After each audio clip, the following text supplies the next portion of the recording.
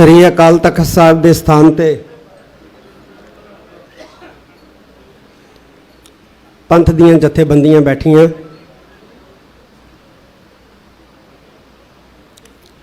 मैं सब तो पहला फतेह की सांझ पावांगा। फतेह प्रवान करियो। वाहिगुरु जी का खालसा, वाहिगुरु जी की फतेह।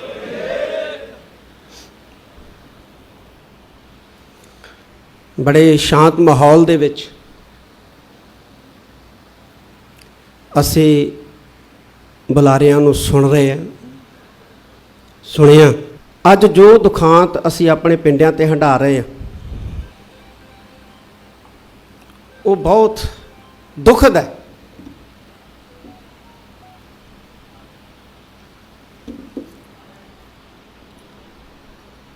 दो तरह के धक्के,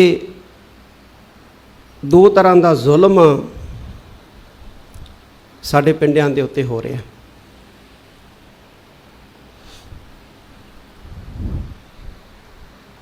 एक सानू मानसिक तौर पर गुलाम बनाउण दा असी बन भी चुके हैं,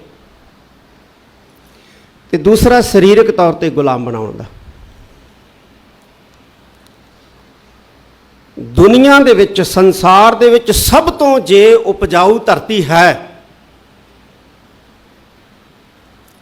तो वो केवल ते केवल केवल ते केवल पंजाब दी है। ते पंजाब तो मेरा मतलब ये अज दा पंजाब नहीं, बल्कि यमुना दरिया तो लैके अटक दरिया तक का जिहड़ा पंजाब है, जिन्हों महा पंजाब आपां कह दईए, अत कथन ही नहीं है। ये धरती जिहड़ी है दुनिया की सब तो उपजाऊ धरती है। इहदा अद्धा हिस्सा पाकिस्तान दे कोल है और अद्धा हिस्सा भारत दे विच है। पाकिस्तान के अद्धे हिस्से का तो मैनू बहुता नहीं पता है, पर जिहड़ा भारत के कोल अद्धा हिस्सा है पंजाब का, ये साडे राही जिस स्टेट की असी गल कर रहे हैं वो तकरीबन बर्बाद कर दिता गया। ये जिहड़ी उपजाऊ धरती है पंजाब की, चाहे वो हरियाणा है, चाहे वो ये पंजाब जिन्हों असी पंजाब कहने, या कह दो कि पंजाब का वो हिस्सा जिहड़ा भारत दे विच है,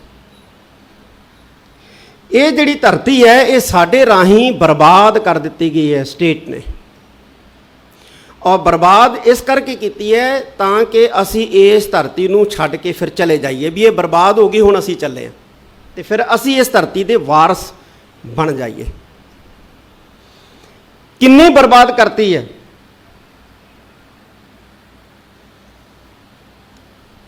इत्थे फसलां भी खराब हो गई, नस्लां भी खराब हो गई। जिहड़ियां फसलां अज सानू इस धरती के उत्ते पैदा होंदियां दिख रही हैं, ये फसलां बीज राही नहीं पैदा हो रही, ये धरती नाल बलात्कार करके पैदा हो रही हैं।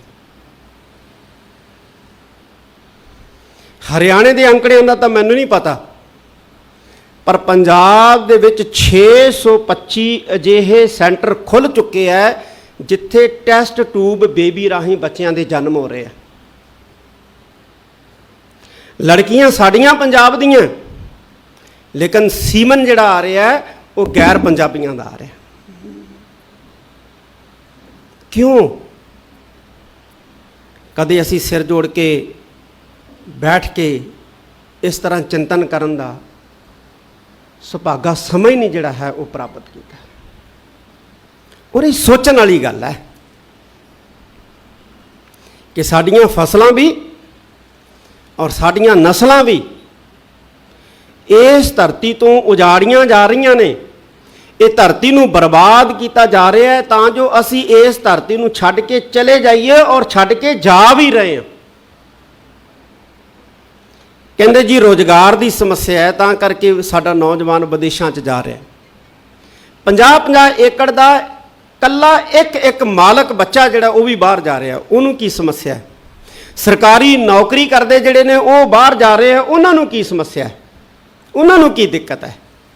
ਇੱਕ ਤਾਂ ਇਹ ਅਣਡਿੱਠਾ ਜ਼ੁਲਮ ਸਾਡੇ ਉੱਪਰ ਹੋ ਰਿਹਾ, ਜਿਹਨੂੰ ਬਚਣ ਦੀ ਬੜੀ ਜ਼ਰੂਰਤ ਹੈ, ਸੋਚਣ ਦੀ ਬੜੀ ਜ਼ਰੂਰਤ ਹੈ।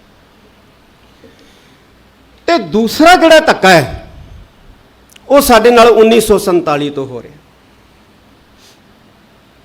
ਸਰੀਰਕ ਤੌਰ ਤੇ ਗੁਲਾਮ ਕਰਨ ਵਾਸਤੇ ਨੈਰੇਟਿਵ ਸਿਰਜੇ ਜਾ ਰਹੇ ਨੇ, ਬਿਰਤਾਂਤ ਸਿਰਜੇ ਜਾ ਰਹੇ ਨੇ ਸਾਡੇ ਅਗੇਂਸਟ, ਸਾਡੇ ਖਿਲਾਫ। ਔਰ ਬਿਰਤਾਂਤ ਸਿਰਜ ਕੌਣ ਰਹੀ ਹੈ? ਸਟੇਟ ਸਿਰਜ ਰਹੀ ਹੈ, ਸਟੇਟ ਸਿਰਜ ਰਹੀ ਹੈ। ਇੱਕ ਗੱਲ ਸਮਝਣ ਵਾਲੀ ਹੈ ਕਿ ਸਟੇਟ ਦਾ ਕੋਈ ਧਰਮ ਨਹੀਂ ਹੁੰਦਾ। ਹਾਂ, ਸਟੇਟ ਆਪਣੀ ਸਥਾਪਤੀ ਲਈ ਧਰਮ ਦੀ ਵਰਤੋਂ ਜ਼ਰੂਰ ਕਰਦੀ। ਸਟੇਟ ਦਾ ਕੋਈ ਧਰਮ ਨਹੀਂ ਹੁੰਦਾ। ਸਟੇਟ ਆਪਣੀ ਸਥਾਪਤੀ ਲਈ, ਆਪਣੀ ਚਿਰ ਕਾਇਮੀ ਲਈ ਧਰਮ ਦਾ ਇਸਤੇਮਾਲ ਜਿਹੜਾ ਹੈ ਉਹ ਜ਼ਰੂਰ ਕਰਦੀ। ਚਾਹੇ ਉਹ ਮੁਗਲ ਸਟੇਟ ਸੀ, ਚਾਹੇ ਉਹ ਬ੍ਰਿਟਿਸ਼ ਸਟੇਟ ਸੀ, ਤੇ ਚਾਹੇ ਉਹ ਮੌਜੂਦਾ ਸਟੇਟ ਹੈ। ਜੇ ਕੋਈ ਹਿੰਦੂ ਇਹ ਕਹਿੰਦਾ ਨਾ ਕਿ ਸਟੇਟ ਸਾਡੇ ਬਾਰੇ ਸੋਚਦੀ ਹੈ, ਸਾਡੇ ਲਈ ਲੜ ਰਹੀ ਹੈ, ਤੇ ਉਹ ਬਹੁਤ ਗਲਤ ਫਹਿਮੀ 'ਚ ਹੈ, ਬਹੁਤ ਗਲਤ ਫਹਿਮੀ 'ਚ, ਭੁਲੇਖੇ 'ਚ ਹੈ ਕਿ ਸਟੇਟ ਉਹਦੇ ਬਾਰੇ ਸੋਚਦੀ ਹੈ, ਉਹਦੇ ਲਈ ਲੜ ਰਹੀ ਹੈ। ਲੜਦੀ ਦਿਸਦੀ ਹੈ, ਸੋਚਦੀ ਦਿਸਦੀ ਹੈ, ਸਿਰਫ ਆਪਦੀ ਸਥਾਪਤੀ ਲਈ। ਵੋਟਾਂ ਦਾ ਧਰੁਵੀਕਰਨ ਜਿਹੜਾ ਹੈ ਉਹ ਇਸ ਦੇਸ਼ ਦੇ ਅੰਦਰ ਰਾਜਨੀਤੀ ਦਾ ਪਹਿਲਾ ਅਸੂਲ ਬਣ ਚੁੱਕਿਆ। ਵੋਟਾਂ ਦਾ ਧਰੁਵੀਕਰਨ ਕਰਨ ਦੀ ਜਿਹੜੀ ਚਾਲ ਸੀ, ਸਾਜ਼ਿਸ਼ ਸੀ, ਉਸੇ ਨੇ ਹੀ 84 ਦਾ ਜਿਹੜਾ ਘੱਲੂਘਾਰਾ ਸੀ ਉਹਨੂੰ ਜਨਮ ਦਿੱਤਾ ਸੀ। ਔਰ ਵੋਟਾਂ ਦੇ ਧਰੁਵੀਕਰਨ ਨਹੀਂ ਅੱਜ ਮੁਸਲਮਾਨਾਂ ਨੂੰ ਹਾਸ਼ੀਏ ਤੇ ਧੱਕਿਆ ਹੋਇਆ, ਤੇ ਵੋਟਾਂ ਦੇ ਧਰੁਵੀਕਰਨ ਕਾਰਨ ਹੀ ਪਟਿਆਲਾ ਕਾਂਡ ਵਾਪਰਿਆ। ਪਟਿਆਲਾ ਕਾਂਡ ਜਿਹੜਾ ਹੈ ਉਹ ਵੋਟਾਂ ਦੇ ਧਰੁਵੀਕਰਨ ਕਰਨ ਦੇ ਮਕਸਦ ਲਈ ਹੀ ਵਰਤਿਆ ਹੈ, ਵਾਪਰਿਆ ਹੈ। ਕਿ ਪਹਿਲਾਂ ਇੱਕ ਭਾਈਚਾਰੇ ਦੇ ਮਨ ਦੇ ਵਿੱਚ ਡਰ ਪੈਦਾ ਕਰੋ ਕਿ ਤੁਹਾਡੇ ਲਈ ਆਹ ਲੋਕ ਜਿਹੜੇ ਨੇ ਖਤਰਾ ਨੇ। ਜਦੋਂ ਉਸ ਭਾਈਚਾਰੇ ਦੇ ਮਨ ਦੇ ਵਿੱਚ ਡਰ ਪੈਦਾ ਹੋ ਜਾਏ ਕਿ ਆਹ ਲੋਕ ਖਤਰਾ ਹੈ, ਫਿਰ ਉਹਨਾਂ ਲੋਕਾਂ ਨੂੰ ਫੜ ਕੇ ਕੁੱਟੋ, ਮਾਰੋ, ਉਹਨਾਂ ਤੇ ਪਰਚੇ ਦਿਓ, ਉਹਨਾਂ ਨੂੰ ਬੰਦ ਕਰ ਦਿਓ। ਤੇ ਫਿਰ ਉਹ ਦੂਜੀ ਧਿਰ ਜਿਹੜੀ ਹੈ ਉਹ ਸੋਚਦੀ ਹੈ ਵੀ ਸਾਨੂੰ ਇਹੋ ਹੀ ਬਚਾ ਸਕਦੀ ਹੈ, ਔਰ ਦਿਲ ਖੋਲ ਕੇ ਉਹਨਾਂ ਨੂੰ ਆਪਣੇ ਮਤ ਦਾ, ਵੋਟ ਦਾ ਦਾਨ ਦੇ ਦਿੰਦੀ। ਇਹ ਤਰਾਸਦੀ ਹੈ ਭਾਰਤ ਦੀ ਰਾਜਨੀਤੀ ਦੀ। ਔਰ ਇਸ ਧਰੁਵੀਕਰਨ ਦੀ ਰਾਜਨੀਤੀ ਨੇ, ਇੱਕ ਗੱਲ ਅਸੀਂ ਭਾਰਤੀ ਸਟੇਜ ਨੂੰ ਮੈਂ ਜ਼ਰੂਰ ਕਹਿਣਾ ਚਾਹਾਂਗਾ ਕਿ ਧਰੁਵੀਕਰਨ ਦੀ ਇਹ ਜਿਹੜੀ ਰਾਜਨੀਤੀ ਹੈ ਅਪਣਾਈ ਹੋਈ ਹੈ ਹਰ ਇੱਕ ਪਾਰਟੀ ਨੇ, ਚਾਹੇ ਉਹ ਕਾਂਗਰਸ ਹੈ, ਚਾਹੇ ਉਹ ਬੀਜੇਪੀ ਹੈ, ਤੇ ਚਾਹੇ ਹੁਣ ਝਾੜੂ ਵਾਲੇ ਹੈ। ਧਰੁਵੀਕਰਨ ਦੀ ਰਾਜਨੀਤੀ ਜਿਹੜੀ ਹੈ ਇਹ ਹਿੰਦੁਸਤਾਨ ਦਾ ਬੇੜਾ ਬਿਠਾਏਗੀ। ਔਰ ਇਹ ਹਿੱਤ ਦੇ ਵਿੱਚ ਨਹੀਂ ਹੈ, ਕਿਸੇ ਦੇ ਹਿੱਤ 'ਚ ਨਹੀਂ ਹੈ ਧਰੁਵੀਕਰਨ ਦੀ ਰਾਜਨੀਤੀ, ਨਾ ਸਿੱਖਾਂ ਦੇ, ਨਾ ਹਿੰਦੂਆਂ ਦੇ, ਨਾ ਮੁਸਲਮਾਨਾਂ ਦੇ। ਔਰ ਇਹ ਸਾਨੂੰ ਗੱਲ ਸਾਰਿਆਂ ਨੂੰ ਰਲ ਮਿਲ ਬੈਠ ਕੇ ਸਮਝਣੀ ਪਏਗੀ। ਜਿੰਨੇ ਵੀ ਇਨਸੀਡੈਂਟ ਹੋਏ ਨੇ 1947 ਤੋਂ ਲੈ ਕੇ ਹੁਣ ਤੱਕ, ਆ ਪਟਿਆਲਾ ਕਾਂਡ ਜਿਹੜਾ ਹੈ ਇਹ ਲਾਸਟ ਹੈ ਜਿਹੜਾ ਵਾਪਰਿਆ ਪਿਛਲੇ ਦਿਨ। ਇਸ ਤੋਂ ਅੱਗੇ ਵੀ ਵਾਪਰਨ ਦਾ ਖਦਸ਼ਾ ਹੈ। ਜਿੰਨੇ ਵੀ ਇਸ ਤਰ੍ਹਾਂ ਦੇ ਇਨਸੀਡੈਂਟ ਹੋਏ ਨੇ, ਤੁਸੀਂ ਇਹਨਾਂ ਸਾਰਿਆਂ ਦਾ ਅਧਿਐਨ ਕਰਕੇ ਦੇਖਿਓ, ਐਨਾਲਿਸਿਸ ਕਰਕੇ ਦੇਖਿਓ। ਉਹਦੇ ਪਿੱਛੇ ਤੁਹਾਨੂੰ ਵੋਟਾਂ ਦੇ ਧਰੁਵੀਕਰਨ ਦੀ ਮਨਸ਼ਾ ਨਜ਼ਰ ਆਏਗੀ। ਔਰ ਇਹ ਜਿਹੜਾ ਪਟਿਆਲਾ ਕਾਂਡ ਹੈ ਇਹਦੇ ਅੰਦਰ ਵੀ ਵੋਟਾਂ ਦੇ ਧਰੁਵੀਕਰਨ ਦੀ ਮਨਸ਼ਾ ਹੈ ਸਰਕਾਰ ਦੇ। ਤੇ ਅਸੀਂ ਸਰਕਾਰ ਨੂੰ ਕਹਿਣਾ ਚਾਹੁੰਦੇ ਹਾਂ ਕਿ ਆਪਣੀ ਰਾਜ ਸਥਾਪਤੀ ਲਈ ਭਾਈਚਾਰਿਆਂ ਦੇ ਵਿੱਚ ਫੁੱਟ ਪਾਉਣ ਦਾ ਕਾਰਜ ਜਿਹੜਾ ਹੈ ਉਹ ਸਰਕਾਰ ਕਰਨ ਤੋਂ ਬਾਜ ਆਏ। ਭਾਈਚਾਰਿਆਂ ਦਰਮਿਆਨ ਫੁੱਟ ਪਾਉਣ ਦੀ ਜਿਹੜੀ ਇਹ ਗੰਦੀ ਖੇਡ ਸਟੇਟ ਸਿਰਜ ਰਹੀ ਹੈ, ਆਪਣੀ ਸਲਾਮਤੀ ਲਈ, ਆਪਣੇ ਵਿਸਥਾਰ ਲਈ, ਆਪਣੇ ਪਸਾਰ ਲਈ, ਇਸ ਤੋਂ ਸਟੇਟ ਜਿਹੜੀ ਹੈ ਉਹ ਬਾਜ ਆਏ, ਕਿਉਂਕਿ ਇਹ ਸਟੇਟ ਦੇ ਹਿੱਤ ਦੇ ਵਿੱਚ ਵੀ ਨਹੀਂ ਹੈ। ਰਾਜ ਕਿੱਥੇ ਕਰੋਗੇ ਤੁਸੀਂ? ਧਰਤੀ ਤੇ ਵਸਣ ਵਾਲੇ ਲੋਕਾਂ ਤੇ ਹੀ ਰਾਜ ਕਰਨਾ ਨਾ। ਤੇ ਜੇ ਆਪਣੀ ਗੰਦੀ ਰਾਜਨੀਤੀ ਦੇ ਨਾਲ ਧਰਤੀ ਤੇ ਵਸਣ ਵਾਲੇ ਲੋਕਾਂ ਨੂੰ ਤੁਸੀਂ ਆਪਸ ਦੇ ਵਿੱਚ ਲੜਾ ਕੇ ਮਰਵਾ ਦਿੱਤਾ, ਨਫ਼ਰਤ ਪੈਦਾ ਕਰ ਦਿੱਤੀ, ਕਿੱਥੇ ਰਾਜ ਕਰਨਾ ਤੁਸੀਂ? ਇਸ ਕਰਕੇ ਸਰਕਾਰ ਬਾਜ ਆਏ। ਸਿੱਖ ਨੌਜਵਾਨਾਂ ਦੇ ਉੱਤੇ ਪਰਚੇ ਦਰਜ ਕੀਤੇ ਨੇ, ਔਰ ਜਿਵੇਂ ਇਸ ਮੰਚ ਤੋਂ ਜਾਣਕਾਰੀ ਦਿੱਤੀ ਗਈ ਹੈ ਕਿ ਉਹਨਾਂ ਨੌਜਵਾਨਾਂ ਦੇ ਪਰਿਵਾਰਾਂ ਤੱਕ ਨੂੰ ਥਾਣਿਆਂ ਦੇ ਵਿੱਚ ਬੁਲਾ ਕੇ ਜਲੀਲ ਕੀਤਾ ਗਿਆ। ਕੌਮ ਇਸ ਗੱਲ ਨੂੰ ਕਦੇ ਵੀ ਬਰਦਾਸ਼ਤ ਨਹੀਂ ਕਰੇਗੀ। ਅਸੀਂ ਬਰਦਾਸ਼ਤ ਨਹੀਂ ਕਰਾਂਗੇ ਇਸ ਗੱਲ ਨੂੰ। ਜਿਹੜੀਆਂ ਗੈਰ ਜ਼ਰੂਰੀ ਧਾਰਾਵਾਂ ਬਿਨਾਂ ਮਤਲਬ ਦੇ ਜੋੜ ਦਿੱਤੀਆਂ ਗਈਆਂ ਨੇ ਪਰਚਿਆਂ ਦੇ ਵਿੱਚ, ਇਹ ਸਿੱਖਾਂ ਦੇ ਨਾਲ ਇੱਕ ਬਹੁਤ ਵੱਡਾ ਜਿਹੜਾ ਹੈ ਉਹ ਧੱਕਾ ਹੈ, ਜ਼ੁਲਮ ਹੈ, ਜਿਸ ਨੂੰ ਬਰਦਾਸ਼ਤ ਨਹੀਂ ਕੀਤਾ ਜਾਏਗਾ। ਮੈਂ ਇਸ ਮੰਚ ਤੋਂ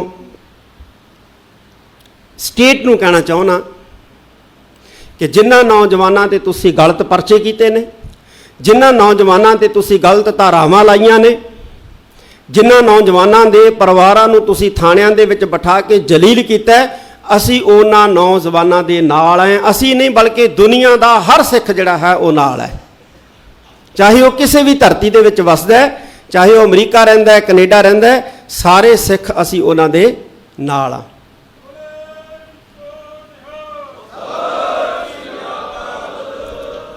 ਔਰ ਅਸੀਂ ਇਹ ਵੀ ਅਪੀਲ ਕਰਾਂਗੇ ਸਾਰੀ ਸਿੱਖ ਸੰਗਤ ਨੂੰ ਇੱਥੇ ਬੈਠੀ ਹੈ, ਜਿਵੇਂ ਇੱਥੇ ਸੁਝਾਅ ਦਿੱਤਾ ਹੈ ਕਿ ਕਮੇਟੀ ਬਣਾਈ ਜਾਏ ਸਾਂਝੀ ਸ੍ਰੀ ਅਕਾਲ ਤਖਤ ਸਾਹਿਬ ਵੱਲੋਂ। ਕਮੇਟੀ ਤੁਸੀਂ ਬਣਾਉਣੀ ਹੈ। ਭਾਈ ਪਰਮਪਾਲ ਸਿੰਘ ਬੈਠੇ ਨੇ, ਹੋਰ ਸਾਰੇ ਬੈਠੇ ਨੇ। ਕਮੇਟੀ ਤੁਸੀਂ ਬਣਾਉਣੀ ਹੈ। ਤੁਸੀਂ ਬਣਾ ਕੇ ਸਾਨੂੰ ਦੱਸ ਦਿਓ, ਜਿਹੜੀ ਕਮੇਟੀ ਤੁਸੀਂ ਬਣਾਓਗੇ ਸਾਡੇ ਵੱਲੋਂ ਉਹ ਪ੍ਰਵਾਨ ਹੋਏਗੀ।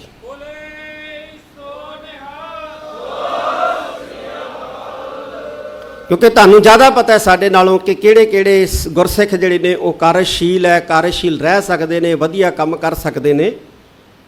ਉਹ ਫਿਰ ਜਿਹੜੀ ਕਮੇਟੀ ਬਣੇਗੀ, ਜਿਹੜੀ ਕਮੇਟੀ ਤੁਸੀਂ ਬਣਾਓਗੇ, ਉਹਨਾਂ ਨਾਲ ਬੈਠ ਕੇ ਫਿਰ ਅਗਲੀ ਰਣਨੀਤੀ ਜਿਹੜੀ ਹੈ ਉਹ ਜ਼ਰੂਰ ਘੜੀ ਜਾਏਗੀ। ਤੇ ਫਿਰ ਉਹਦਾ ਐਲਾਨ ਜਿਹੜਾ ਹੈ ਉਸ ਕਮੇਟੀ ਵੱਲੋਂ ਜਿਹੜੀ ਰਣਨੀਤੀ ਘੜੀ ਜਾਏਗੀ, ਜਿਹੜੀ ਨੀਤੀ ਬਣਾਈ ਜਾਏਗੀ, ਉਹਦਾ ਐਲਾਨ ਜਿਹੜਾ ਹੈ ਉਹ ਮੀਡੀਆ ਰਾਹੀਂ ਆਪ ਸਿੱਖ ਸੰਗਤਾਂ ਤੱਕ ਪਹੁੰਚਾ ਦਿੱਤਾ ਜਾਏਗਾ।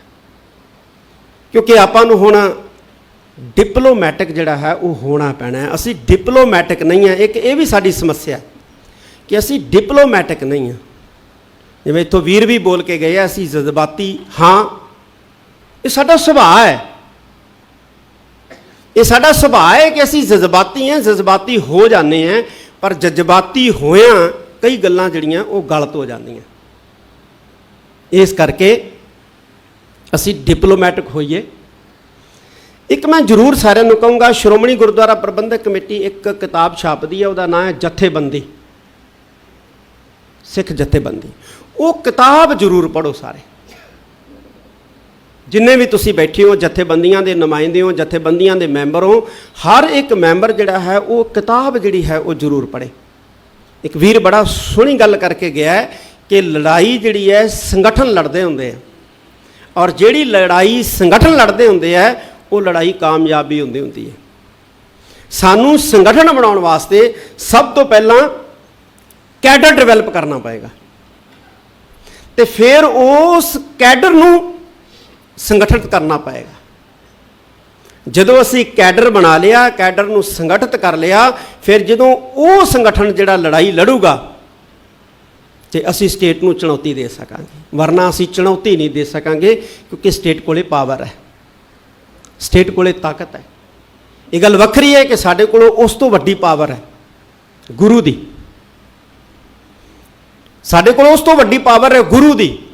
ਪਰ ਗੁਰੂ ਦੀ ਜਿਹੜੀ ਸ਼ਕਤੀ ਹੈ, ਗੁਰੂ ਦੀ ਪਾਵਰ ਜਿਹੜੀ ਹੈ, ਗੁਰੂ ਦੀ ਤਾਕਤ ਜਿਹੜੀ ਹੈ, ਉਹ ਸਾਡੇ ਰਾਹੀਂ ਤਾਂ ਜਿਹੜਾ ਹੈ ਉਹ ਪ੍ਰਕਾਸ਼ਿਤ ਹੋਏਗੀ ਜੇ ਅਸੀਂ ਆਪਣਾ ਕੇਡਰ ਡਿਵੈਲਪ ਕਰਕੇ ਉਹਨੂੰ ਸੰਗਠਿਤ ਕਰ ਲਿਆ ਤਾਂ ਮੈਂ ਇਹ ਜ਼ਰੂਰ ਕਹਾਂਗਾ ਕਿ ਕੇਡਰ ਬਣਾਓ, ਸਾਰੇ ਜਥੇਬੰਦੀਆਂ ਸਿਰ ਜੋੜ ਕੇ ਬੈਠੋ, ਕੇਡਰ ਕਾਇਮ ਕਰੋ, ਕੇਡਰ ਨੂੰ ਸੰਗਠਿਤ ਕਰੋ, ਕਿਉਂਕਿ ਬਿਖਰਿਆ ਹੋਇਆ ਕੇਡਰ ਜਿਹੜਾ ਹੈ ਇਹ ਵੀ ਕੁਝ ਨਹੀਂ ਸਵਾਰ ਸਕਦਾ। ਬਿਖਰੀਆਂ ਹੋਈਆਂ ਜਥੇਬੰਦੀਆਂ ਕੁਝ ਨਹੀਂ ਸਵਾਰ ਸਕਦੀਆਂ। ਜਦੋਂ ਸਾਡਾ ਕੇਡਰ, ਸਾਡੀਆਂ ਬਿਖਰੀਆਂ ਹੋਈਆਂ ਜਥੇਬੰਦੀਆਂ ਸੰਗਠਿਤ ਹੋ ਜਾਣਗੀਆਂ ਤੇ ਉਹ ਸੰਗਠਨ ਜਦੋਂ ਕੌਮ ਦੀ ਲੜਾਈ ਲੜੂਗਾ ਸ੍ਰੀ ਅਕਾਲ ਤਖਤ ਸਾਹਿਬ ਦੇ ਨਿਸ਼ਾਨ ਦੇ ਥੱਲੇ, ਤੇ ਗੁਰੂ ਦੀ ਕਲਾ ਜਿਹੜੀ ਹੈ, ਗੁਰੂ ਦੀ ਸ਼ਕਤੀ ਜਿਹੜੀ ਹੈ ਉਹ ਜ਼ਰੂਰ ਵਰਤੇਗੀ। ਅਤੇ ਜਦੋਂ ਗੁਰੂ ਦੀ ਸ਼ਕਤੀ ਵਰਤੇਗੀ ਤਾਂ ਮੈਂ ਦਾਅਵੇ ਨਾਲ ਕਹਿਣਾ ਹੈ ਕਿ ਜਦੋਂ ਗੁਰੂ ਦੀ ਸ਼ਕਤੀ ਵਰਤ ਗਈ ਤੇ ਫਿਰ ਇਹ ਲਾਲ ਕਿਲਾ ਜਿਹੜਾ ਹੈ ਉਹ ਜ਼ਰੂਰ ਝੁਕੇਗਾ।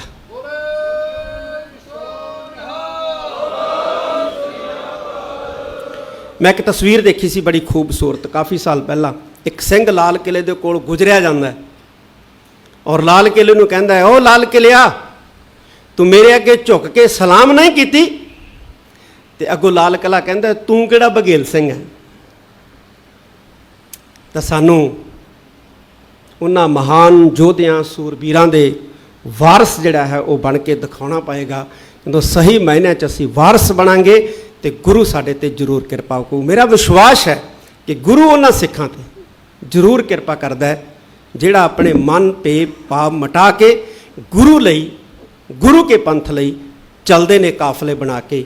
ਗੁਰੂ ਦੀ ਕਲਾ ਉਹਨਾਂ ਕਾਫਲਿਆਂ ਦੇ ਵਿੱਚ ਜ਼ਰੂਰ ਵਰਤਦੀ ਹੈ। ਮੈਂ ਤੁਹਾਡਾ ਸਾਰਿਆਂ ਦਾ ਇਸ ਗੱਲੋਂ ਧੰਨਵਾਦ ਕਰਦਾ ਕਿ ਤੁਸੀਂ ਅੱਜ ਸਾਰੇ ਸ੍ਰੀ ਅਕਾਲ ਤਖਤ ਸਾਹਿਬ ਦੇ ਸਥਾਨ ਦੇ ਉੱਤੇ ਇਕੱਠੇ ਹੋਏ ਹੋ। ਇਹ ਸ੍ਰੀ ਅਕਾਲ ਤਖਤ ਸਾਹਿਬ ਪੰਥ ਦਾ ਹੈ, ਕੌਮ ਦਾ ਹੈ, ਔਰ ਕੌਮ ਪੰਥ ਸ੍ਰੀ ਅਕਾਲ ਤਖਤ ਸਾਹਿਬ ਦੇ। ਇਸ ਕਰਕੇ ਇਹ ਇੱਕ ਮੰਚ ਹੈ, ਗੱਲ ਕਰਨ ਦਾ ਇਹ ਇੱਕ ਮੰਚ ਹੈ। ਜਿਵੇਂ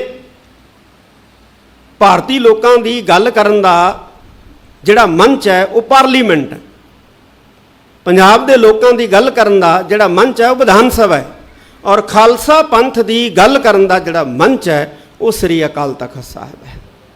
ਸ੍ਰੀ ਅਕਾਲ ਤਖਤ ਸਾਹਿਬ 'ਤੇ ਬੈਠੀਏ, ਜ਼ਾਬਤੇ ਦੇ ਨਾਲ ਬੈਠੀਏ, ਪਿਆਰ ਦੇ ਨਾਲ ਬੈਠੀਏ, ਇਤਫਾਕ ਦੇ ਨਾਲ ਬੈਠੀਏ ਤੇ ਗੁਰੂ ਕਲਾ ਨਾ ਵਰਤਾਵੇ, ਇਹ ਕਦੇ ਹੋ ਨਹੀਂ ਸਕਦਾ ਹੈ। ਮੈਂ ਬਹੁਤ ਮੈਂ ਕਿਉਂਕਿ ਨਾਮ ਲੈਣ ਲੱਗਾ ਤਾਂ ਬੜਾ ਲੰਬਾ ਸਮਾਂ ਲੱਗ ਜਾਏਗਾ। ਮੈਂ ਸਾਰਿਆਂ ਦਾ ਹੀ ਦਿਲ ਦੀਆਂ ਗਹਿਰਾਈਆਂ ਦੇ ਵਿੱਚੋਂ ਬਹੁਤ ਧੰਨਵਾਦ ਕਰਦਾ, ਔਰ ਖ਼ਾਸ ਤੌਰ 'ਤੇ ਸ਼੍ਰੋਮਣੀ ਗੁਰਦੁਆਰਾ ਪ੍ਰਬੰਧਕ ਕਮੇਟੀ ਦਾ, ਮੈਨੇਜਰ ਸਾਹਿਬ ਦਾ, ਜਿਨ੍ਹਾਂ ਨੇ ਅਰੇਂਜਮੈਂਟ ਕੀਤਾ। ਅਰਦਾਸ ਆਪਾਂ ਕਰਨੀ ਹੈ ਇੱਥੇ ਹੀ 71 ਦੀ ਸਮਾਪਤੀ ਦੀ, ਤੇ ਉਸ ਤੋਂ ਬਾਅਦ ਇੱਥੇ ਹੀ ਆਪਾਂ ਪੰਗਤਾਂ ਲਾ ਲੈਣੀਆਂ, ਪ੍ਰਸ਼ਾਦਾ ਆਪਾਂ ਇੱਥੇ ਹੀ ਬੈਠ ਕੇ ਛਕਣਾ, ਤੇ ਫਿਰ ਪ੍ਰਸ਼ਾਦਾ ਛਕ ਕੇ ਜਿਹੜਾ ਹੈ ਉਹ ਆਪਾਂ ਸਾਰਿਆਂ ਨੇ ਜਿਹੜਾ ਜਾਣਾ ਹੈ। ਤੇ ਮੈਂ ਭਾਈ ਪਰਮਪਾਲ ਸਿੰਘ ਜੀ ਨੂੰ ਕਹਾਂਗਾ ਕਿ ਬੇਸ਼ੱਕ ਇੱਥੇ ਬੈਠ ਜਾਓ, ਜਿੱਥੇ ਬੈਠ ਜਾਓ, ਕੱਲ੍ਹ ਨੂੰ ਬੈਠ ਜਾਓ, ਅੱਜ ਬੈਠ ਜਾਓ, ਹੁਣ ਬੈਠ ਜਾਓ, ਤੁਸੀਂ ਸਾਰੇ ਰਲ ਮਿਲ ਕੇ ਇੱਕ ਕਮੇਟੀ ਦਾ ਗਠਨ ਜਿਹੜਾ ਹੈ ਉਹ ਕਰ ਲਓ, ਸਾਨੂੰ ਦੱਸ ਦਿਓ, ਸਾਡੇ ਵੱਲੋਂ ਉਹ ਕਮੇਟੀ ਜਿਹੜੀ ਹੈ ਪ੍ਰਵਾਨ ਹੋਏਗੀ। ਇੰਨੇ ਸ਼ਬਦ ਪ੍ਰਵਾਨ ਕਰਨੇ, ਇੱਕ ਵਾਰੀ ਫਿਰ ਫਤਿਹ ਦੀ ਸਾਂਝ ਪਾਓ। ਵਾਹਿਗੁਰੂ ਜੀ ਕਾ ਖਾਲਸਾ, ਵਾਹਿਗੁਰੂ ਜੀ ਕੀ ਫਤਿਹ।